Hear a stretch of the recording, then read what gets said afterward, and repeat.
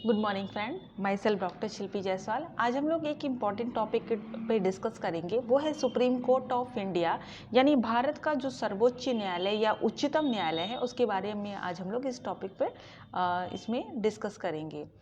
तो सबसे पहले हम ये जानेंगे कि सुप्रीम जो कोर्ट है हमारा, जो सर्वोच्च न्यायालय है, उसका इनॉग्रल कब हुआ, उसका उद्घाटन कब हुआ। तो उसकी जो डेट है वो 28 जनवरी 1950 को है। ये अक्सर एग्ज़ाम में आता है, इसको हमेशा याद रखें। तो यहाँ पर हम ये देखेंगे कि सुप्रीम कोर्ट की बात करने से पहले इसके क्या क्या कॉन्स्टिट्यूशनल प्रोविज़न थे, ये क्यों इस्टेब्लिश हुई, एक्सेट्रा एक्सेट्रा। इस सारी बातों पर चर्चा करने से पहले हम ये देखेंगे कि व्हाट इज़ जस्टिस, जस्टिस क्या है, न्याय क्या है। तो चूँकि आप सभी जानते हैं कि ब्रिटिश इंडिया से था पहले, ब्रिटिश भारत था पहले, और हमारे यहाँ न्याय की कोई अवधारणा नहीं थी। और जो न्याय होता है वो लगभग ये है, एक तरीके का जो न्याय का संबंध है वो समाज में जीवन तथा सार्वजनिक जीवन को व्यवस्थित करने वाले तौर तरीके से होता है। और न्याय जो होता है, जिस न्याय के कारण ही, न्याय के द्वारा ही समाज के जो विभिन्न वर्ग हैं उनके बीच में सामाजिक लाभ को और सामाजिक कर्तव्यों का जो डिस्ट्रीब्यूशन है, जो बंटवारा है, वो संभव हो पाता है। इसीलिए न्याय राजनीति के लिए भी काफ़ी महत्वपूर्ण है। डॉक्टर भीमराव अंबेडकर जो कि भारतीय संविधान के निर्माता के रूप में या उनको आर्किटेक्ट ऑफ इंडियन कॉन्स्टिट्यूशन कहा जाता है, उनका ये कहना था, डॉक्टर भीमराव अंबेडकर जी का, कि न्यायपूर्ण समाज वह है जिसमें परस्पर सम्मान की बढ़ती हुई भावना और अपमान की घटती हुई भावना मिलकर एक करुणा से भरे समाज का निर्माण करेंगे। इट्स मीन्स कि जो जस्टिस है, जो न्याय है, वो एक ऐसे समाज के लिए बहुत ही ज़रूरी है जहाँ पर कोई भी भेदभाव ना हो, समानता हो, और सबकी जो डिग्निटी है, सारे जितने नागरिक हैं उनकी एक डिग्निटी बनी रहे। तो सामाजिक न्याय हो, चाहे राजनीतिक न्याय हो, चाहे आर्थिक न्याय हो, ये सारी चीज़ों का जो समाज में होना बहुत ज़रूरी है। और सामाजिक न्याय के अंतर्गत जो समान लोगों के प्रति समान व्यवहार और जो विशेष ज़रूरत जिनको है उनके लिए अलग से कुछ प्रोविज़न करना, ये सारी चीज़ें हैं जो न्याय के अंतर्गत आती है। तो ऐसे ही न्यायपूर्ण समाज की सुनिश्चितता करने के लिए भारतीय संविधान के द्वारा एक न्यायपालिका का प्रावधान किया गया, जो कि हमारे भारतीय संविधान के अंतर्गत निम्नलिखित, फिलहाल सुप्रीम कोर्ट की अगर हम बात करें तो यहाँ पर सुप्रीम कोर्ट जो है वो भाग 5 में अध्याय 4 और इसका जो अनुच्छेद है वो है 124 से लेकर 147 तक। वर्तमान में इनमें सुप्रीम कोर्ट में जजों की जो संख्या है वो ये है, एक चीफ जस्टिस ऑफ इंडिया यानी एक मुख्य न्यायाधीश और 33 अन्य न्यायाधीश, टोटल जो है वो 34 है। तो सुप्रीम कोर्ट जो है वो बिल्कुल हमारे जुडिशरी का जो स्ट्रक्चर है उस पे सबसे सर्वोच्च पे है। और यहाँ पर हम इस चार्ट के द्वारा इसको समझ सकते हैं। ये पिरामिड है और पिरामिड में सबसे ऊपर सुप्रीम कोर्ट है, जो ये दर्शाता है कि supreme court is very powerful, ये सबसे पावरफुल है। इसके अंडर में काम करेगा हाई कोर्ट। वर्तमान समय में हाई कोर्ट की जो संख्या है वो 25 है और हाई कोर्ट के नीचे जो है वह है सबऑर्डिनेट कोर्ट, जिसको कि हम लोअर और डिस्ट्रिक्ट एंड सेशन कोर्ट भी कहते हैं, लोअर कोर्ट भी कहते हैं। तो यहाँ पर ये जो सुप्रीम कोर्ट की जो ये जुडिशरी का जो स्ट्रक्चर है वो ये दर्शाता है कि कौन सा कोर्ट सबसे ज़्यादा पावरफुल है। और बेसिकली हम ये कह सकते हैं, this is the various level of the judiciary, यानी न्यायपालिका के विभिन्न स्तर हैं और यहाँ पर 3 स्तर हैं, उच्चतम न्यायालय और जो उच्च न्यायालय है, इट्स मीन सुप्रीम कोर्ट, और हाई कोर्ट को हम कह सकते हैं हायर जुडिशरी। और वहीं जो हाई कोर्ट के नीचे के जितने भी न्यायालय हैं, इट्स मीन जो लोअर जुडिशरी या सबऑर्डिनेट जुडिशरी है, उसको कहा जाता है निम्नतर न्यायपालिका या अधीनस्थ न्यायपालिका, यानी लोअर जुडिशरी या सबऑर्डिनेट जुडिशरी। तो यहाँ पर जो सभी जो निम्नतर न्यायपालिका हैं, यानी कि जो सबऑर्डिनेट जो कोर्ट है, वो प्रशासनिक दृष्टि से उच्च न्यायालय के कंट्रोल में काम करती हैं। यानी कि जो हाई कोर्ट है, इसके यहाँ जो अपील होती है वो देखता है और ये देखता है कि यहाँ पर किस तरीके से काम हो रहा है, इसके प्रशासन की निगरानी भी करता है। और सबसे ऊपर जो है हमारा सुप्रीम कोर्ट है। तो ब्रीफ हिस्ट्री की अगर हम बात करें कि सुप्रीम कोर्ट का जो संक्षिप्त एक इतिहास अगर हम देखें, तो रेगुलेटिंग एक्ट ऑफ 1773 यानी कि 1773 के रेगुलेटिंग एक्ट के द्वारा कोलकाता में, कलकत्ता उस समय था, तो कलकत्ता में एक कोर्ट ऑफ रिकॉर्ड के रूप में एक सुप्रीम कोर्ट ऑफ जुडिकेशन की स्थापना होती है।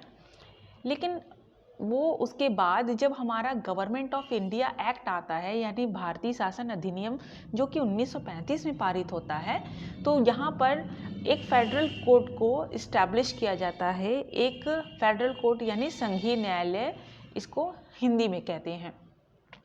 तो यहाँ पर एक संघीय न्यायालय थी, और जो ये संघीय न्यायालय है वो एज ए जुडिशरी काम करती थी, न्याय का काम करती थी। लेकिन जब हमारा इंडिया जो है इंडिपेंडेंस हुआ, इंडिपेंडेंस का डेट आपको सबको पता है कि 1947 में, तो 1947 के बाद जब भारत को स्वतंत्रता मिल जाती है, तो वही जो अभी तक एक फेडरल कोर्ट था, एक संघीय न्यायालय था, अब वो हमारा सुप्रीम कोर्ट ऑफ इंडिया यानी कि भारत का सर्वोच्च न्यायालय के रूप में अस्तित्व में आ जाता है। और इसकी जो पहली बैठक है वो 28 जनवरी 1950 को होती है। इसका मतलब ये है कि ये हमारे इनॉग्रल डेट है हमारे सुप्रीम कोर्ट ऑफ इंडिया का, यानी सर्वोच्च न्यायालय का। तो यहाँ पर सर्वोच्च न्यायालय के बारे में हम लोग कॉन्स्टिट्यूशनल प्रोविज़न जो है वो हम सारा देखेंगे।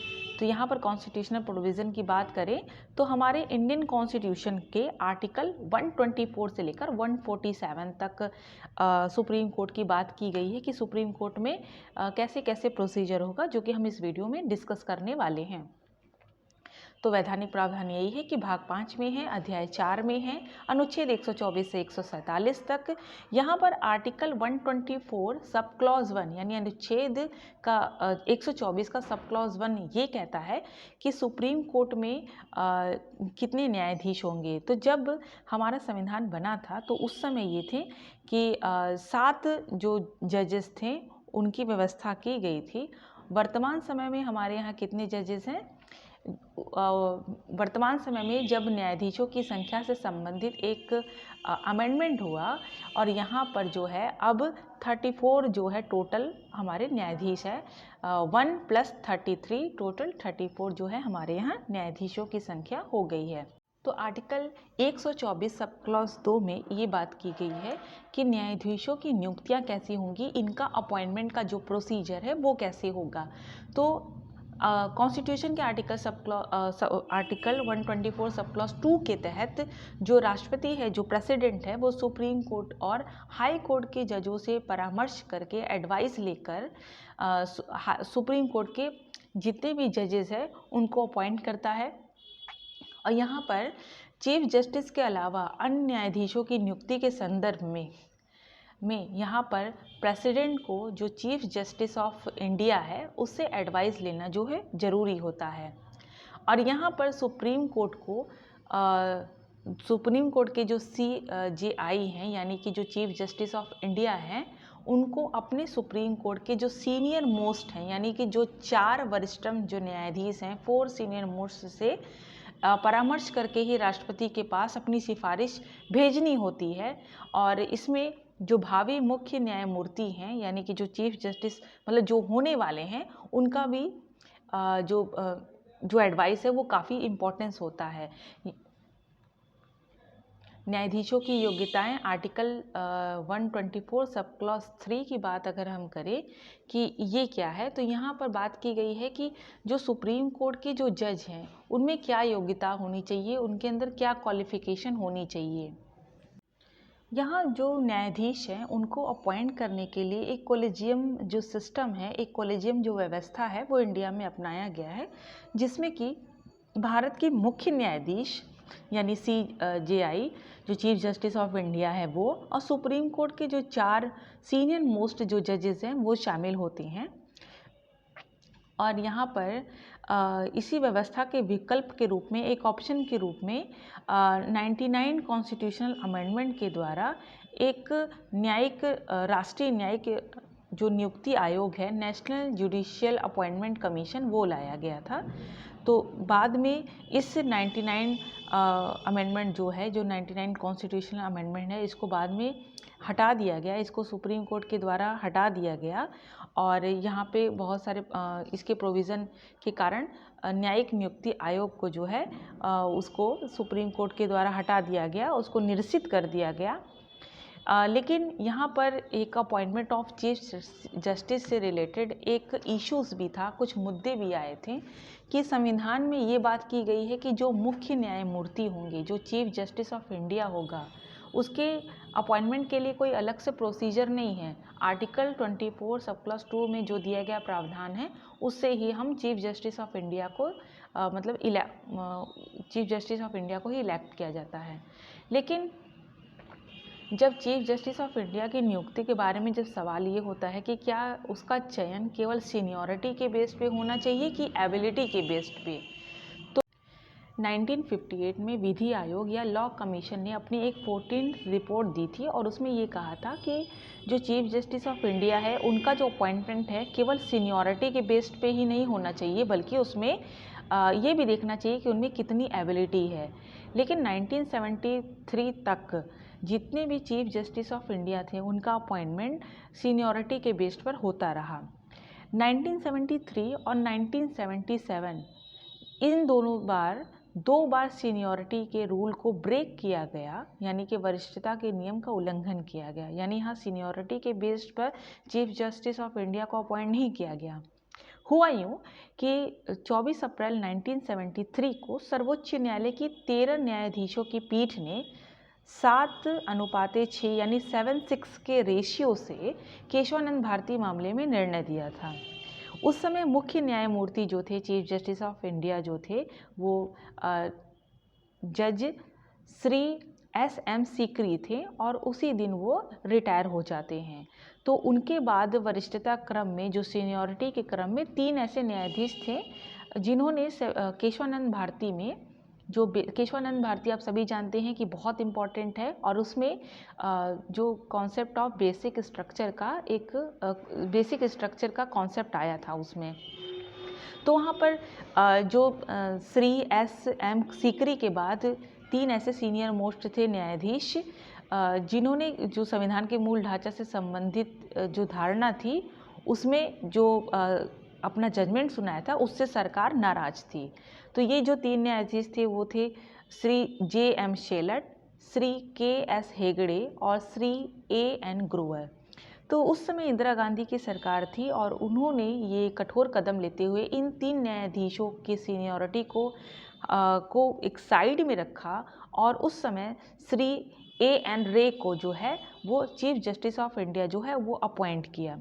चीफ जस्टिस ऑफ इंडिया के पद पे जस्टिस AN रे जो है वो 1973 से लेकर 77 तक जो है वो चीफ जस्टिस ऑफ इंडिया यानी भारत के मुख्य न्यायाधीश के रूप में रहे। फिर उसके बाद जब 77 में जब जस्टिस AN रे जब रिटायर होते हैं, तो हंसराज खन्ना जो हैं उस समय सीनियर मोस्ट जज थे। लेकिन दोबारा जो इंदिरा गांधी की सरकार थी, उन्होंने इस सीनियरिटी का जो क्रम था उसको साइड करते हुए यहाँ पर जस्टिस हमीदुल्ला बेग को as a chief justice of India appoint किया। तो 1993 में क्या हुआ कि 1993 में यहाँ पर सुप्रीम कोर्ट के 9th जो 9 सदस्यीय एक संविधान पीठ होती है, जिसमें कि 9 मेंबर रहते हैं, 9 सदस्य रहते हैं, और उन्होंने ये निर्धारित किया, ये डिसाइड किया कि अब जो चीफ जस्टिस ऑफ इंडिया है उनकी नियुक्ति जो है वो सीनियरिटी बेस्ड पर ही होगी। और उसके बाद जो है 1993 से लेकर अब तक जो है सीनियरिटी बेस्ड पर ही चीफ जस्टिस ऑफ इंडिया का अपॉइंटमेंट होता रहा है। योग्यता क्या है, यानी कि जो चीफ जस्टिस ऑफ इंडिया बनने के लिए क्वालिफिकेशन क्या क्या होनी चाहिए, तो इसकी बात की गई है आर्टिकल 124 के सब क्लॉज 3 में। यहाँ पर ये कहा गया है कि सुप्रीम कोर्ट के न्यायाधीश के रूप में नियुक्त होने के लिए क्या क्या योग्यता होनी चाहिए। पहला, कि वो भारत का नागरिक होना चाहिए। दूसरा, कि वो हाई कोर्ट या किसी ऐसे 2 या 2 से अधिक कोर्ट में लगातार 5 साल तक वो एज अ जज रहा हो, या किसी हाई कोर्ट या 2 या 2 से अधिक कोर्ट में 10 साल तक एज अ एडवोकेट अधिवक्ता के रूप में रहा हो, और राष्ट्रपति की राय में एक ज्यूरिस्ट हो, एक पारंगत जो है विधिवेत्ता हो। इनके ओथ की बात की गई है कि ये शपथ कहाँ लेंगे। तो शपथ की बात आप जानते हैं कि हमारे कॉन्स्टिट्यूशन में शेड्यूल जो है वो 12 है। इस पे मेरा एक अलग से वीडियो बना हुआ है कि भारत के संविधान में कितनी अनुसूचियां हैं। तो जो 12 अनुसूचियां हैं, तो उसमें जो थर्ड जो शेड्यूल है, जो तीसरी जो अनुसूची है, उसमें शपथ की बात की गई है कि कैसे कौन कौन शपथ जो है वो तीसरे अनुसूची के अंतर्गत लेगा। इस पे मेरा एक वीडियो बना है, प्लीज़ आप लोग उसको ज़रूर देखिएगा। तो यहाँ पर सुप्रीम कोर्ट के जजों की अगर हम बात करें कि शपथ कहाँ लेंगे, तो इनकी शपथ की जो बात की गई है वो अनुच्छेद 124 सब क्लॉज 6 में बात की गई है। यहाँ पर ये कहा गया है कि जो सुप्रीम कोर्ट के जो जज हैं वो तीसरी अनुसूची के अंतर्गत जो प्रारूप दिया गया है वो शपथ लेंगे, और वो किसके समक्ष लेंगे? प्रेसिडेंट ऑफ इंडिया यानी भारत के राष्ट्रपति, या अगर वो भारत के राष्ट्रपति अगर एब्सेंट होते हैं तो उनके एब्सेंस में किसी और जो अगर प्रेसिडेंट जिनको अपॉइंट करता है उनके समक्ष जो है वो शपथ लेते हैं। यहाँ पर मुख्य न्यायाधीश जो है वो भारत के संविधान के प्रति सच्ची श्रद्धा और निष्ठा की शपथ लेते हैं, और भारत की संप्रभुता और अखंडता को अक्षुण्ण बनाने का भी शपथ लेते हैं। और यहाँ पर इसके साथ ही साथ अगर हम देखें कि टेन्योर कितना है, ये जो जजेस बन जाएंगे सुप्रीम कोर्ट में, जो जजेस बन जाते हैं, इनका कार्यकाल क्या है, ये कितने समय तक जज रहते हैं। तो यहाँ पर ये बात नोटिस करने की है कि कॉन्स्टिट्यूशन ने हमारे जो हमारा इंडिया ऑफ कॉन्स्टिट्यूशन है, जो भारत का संविधान है, उन्होंने कोई मिनिमम जो टेन्योर है वो डिसाइड नहीं किया कि मिनिमम एज कितनी होगी सुप्रीम कोर्ट ऑफ इंडिया के जज बनने के लिए। उन्होंने मैक्सिमम कहा है कि मैक्सिमम 65 साल तक, 65 ईयर्स तक जो है सुप्रीम कोर्ट के चीफ जस्टिस ऑफ इंडिया या अदर जजेस बने रहा जा सकता है। लेकिन मैक्सिमम एज की बात की गई है, यहाँ पर मिनिमम एज की बात नहीं की गई है।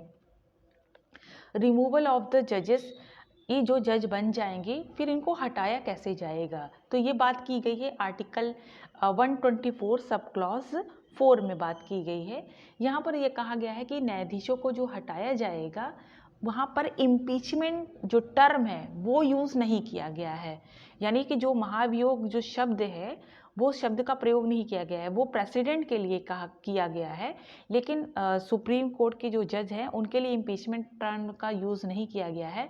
इनके लिए कहा गया है कि न्यायाधीश जांच अधिनियम 1968 के तहत जो है इनको हटाने की जो प्रक्रिया है वो की जाएगी।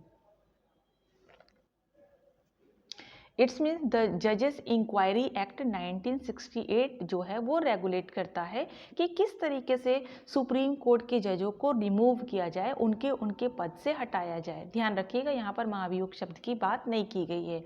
तो यहाँ पर फिलहाल अभी तक का रिकॉर्ड रहा है कि सुप्रीम कोर्ट ऑफ इंडिया का कोई भी जज जो है वो ये उनको रिमूव नहीं किया गया है, उनको उनके पद से हटाया नहीं जा सका।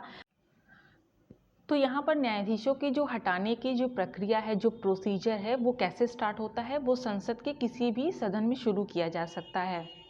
अगर लोकसभा में शुरू होता है तो लोकसभा के कम से कम 100 सदस्य, और अगर राज्यसभा में होता है तो कम से कम 50 मेंबर्स यानी 50 सदस्य का साइन किया हुआ एक जो लेटर है वो अध्यक्ष या सभापति के द्वारा ही ये प्रस्ताव पेश किया जाता है।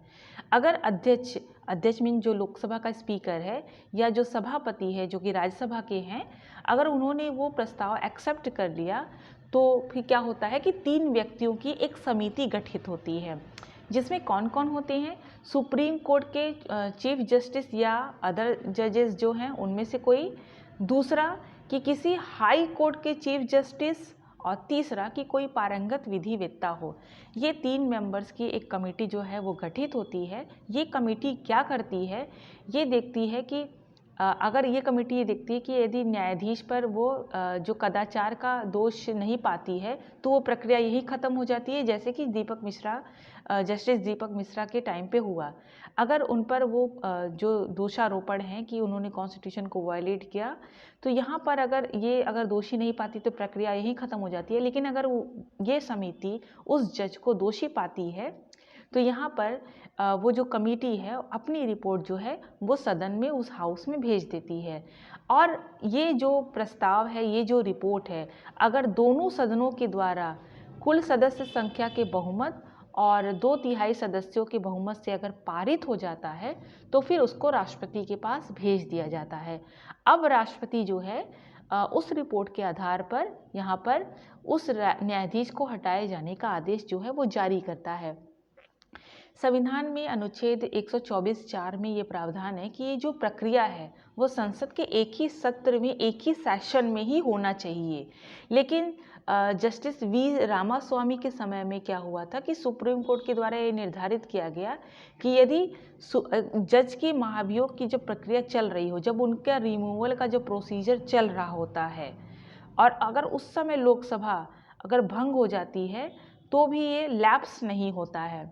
लेकिन अभी तक केवल सुप्रीम कोर्ट के जो जज थे उनका जो इस तरीके का, ये जो दोनों जजेस हैं उनका इस तरीके का कोई भी महाभियोग का प्रस्ताव जब लाया गया, लेकिन वो बहुमत के अभाव में, मेजॉरिटी के अभाव में पारित नहीं हो पाया। सैलरी की बात करें कि जो सुप्रीम कोर्ट का जो जजेस हैं उनको कितनी सैलरी मिलेगी, कितना उनको वेतन मिलेगा, कितना उनको भत्ता मिलेगा, तो यहाँ पर सुप्रीम कोर्ट के जो जजेस हैं उनको वो वेतन दिया जाएगा जो पार्लियामेंट जो है वो डिसाइड करे। यहाँ पर संसद द्वारा निर्धारित किया जाएगा कि कितनी जो सैलरी है वो सुप्रीम कोर्ट के जजेस को दिया जाए। और यहाँ पर अगर जब तक वो निर्धारित नहीं करती है तब तक संविधान का जो दूसरी अनुसूची है, यानी कि जो 12 स्केड्यूल है उसमें से जो सेकंड स्केड्यूल में बात की गई है कि सैलरी की बात की गई है, यानी जो 12 अनुसूची उसमें से सेकंड वाला जो है वो सैलरी और भत्ते की बात करता है। दूसरा और नेक्स्ट ये है कि जो सुप्रीम कोर्ट को मिलने वाले जो वेतन, भत्ते, पेंशन या जो अवकाश है उसके बारे में बात की गई है। और इसके साथ ही साथ एक बहुत इम्पॉर्टेंट प्रोविज़न इनके लिए किया गया है। आप सभी जानते हैं कि भारत में 3 तरीके से आपातकाल लगाया जा सकता है, जो कि राष्ट्रपति के पास ये अधिकार है। तो एक आपातकाल है वो है फाइनेंशियल इमरजेंसी या वित्तीय आपात, जो कि आर्टिकल 360 के अंतर्गत किया गया है।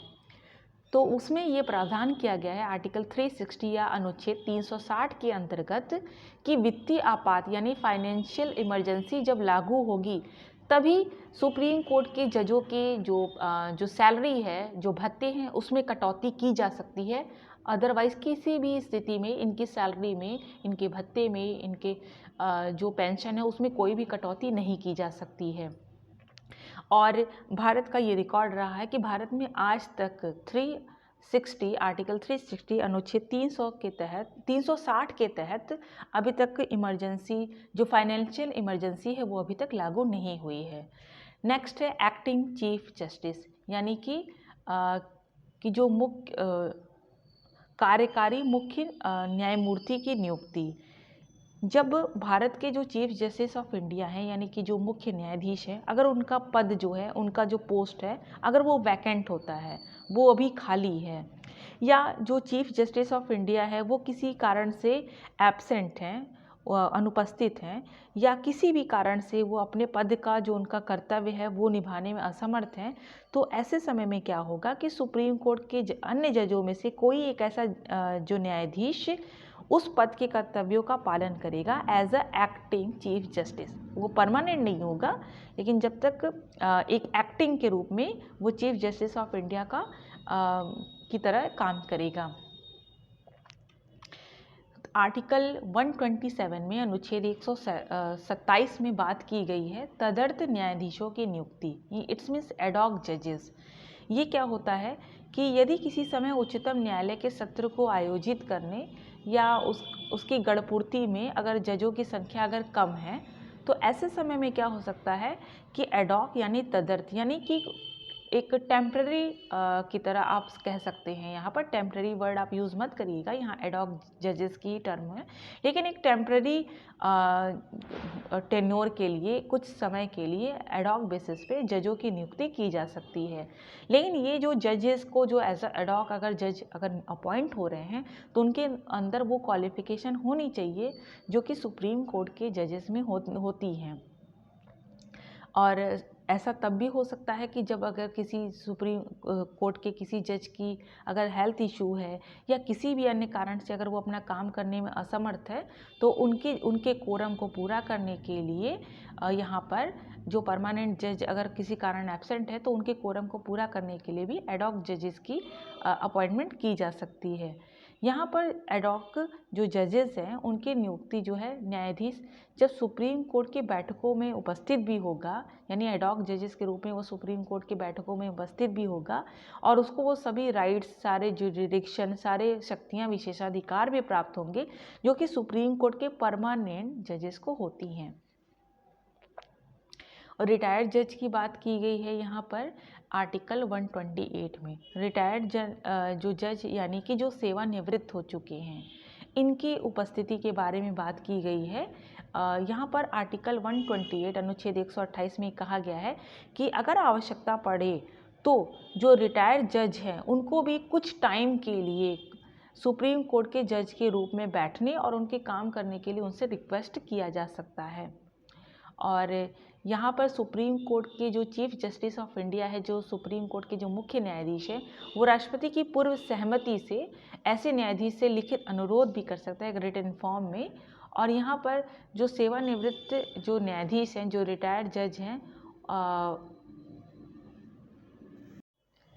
ये जो सेवानिवृत्त जो जजेस अपॉइंट होंगे, ये जो रिटायर्ड जज जब अपॉइंट होते हैं तो उनका जो सैलरी कितनी होगी, ये सारी जो चीज़ें हैं वो प्रेसिडेंट जो हैं वो तय करते हैं। ज़रूरी नहीं है कि इनको भी अन्य न्यायाधीशों के बराबर जो है वो सैलरी मिले। आर्टिकल 129 क्या है? आर्टिकल अनुच्छेद जो है 129 कहता है supreme court to be a court of record, यानी उच्चतम न्यायालय है वो एक अभिलेख न्यायालय के रूप में है। अभिलेख न्यायालय का मतलब ये है कि सुप्रीम कोर्ट जो है वो एक कोर्ट ऑफ रिकॉर्ड है, एक अभिलेख न्यायालय है और उसको अगर अपमान करता है, उसके निर्णयों की कोई अवमानना करता है तो उसको पनिशमेंट देने का जो पावर है, उसको जो दंड देने की शक्ति है वो सुप्रीम कोर्ट के पास है। और यहाँ पर अवमानना का इन द सेंस ये है कि जो हाई कोर्ट और जो लोअर कोर्ट है, अगर वो भी सुप्रीम कोर्ट के किसी आदेश का अगर जो जुडिडिक्शन उसका होता है, कोई अगर डिसीजन अगर सुप्रीम कोर्ट ने दिया और उसके विपरीत अगर कोई जो हाई कोर्ट या लोअर कोर्ट अगर करती है तो भी सुप्रीम कोर्ट उसको पनिशमेंट कर सकती है। और यहाँ पर ये जो इसका अभिलेख न्यायालय का इसका जो पावर है वो सभी पर लागू होता है। नेक्स्ट है आर्टिकल 130 यानी कि अनुच्छेद 130। इसमें बात की गई है कि सुप्रीम कोर्ट का जो स्थान है यानी सीट ऑफ सुप्रीम कोर्ट वो कहाँ कहाँ है। तो आप सभी जानते हैं कि जो सुप्रीम कोर्ट है वो दिल्ली में है, लेकिन अगर भारत का जो मुख्य न्यायाधीश है, जो चीफ जस्टिस ऑफ इंडिया है, वो अगर चाहें तो राष्ट्रपति की आज्ञा से, राष्ट्रपति के परमिशन से वो कहीं और पे भी अपना जो मीटिंग है वो बुला सकते हैं और वहाँ पर बैठक जो है सुप्रीम कोर्ट की हो सकती है। आई होप कि ये वीडियो आपको अच्छा लगा होगा।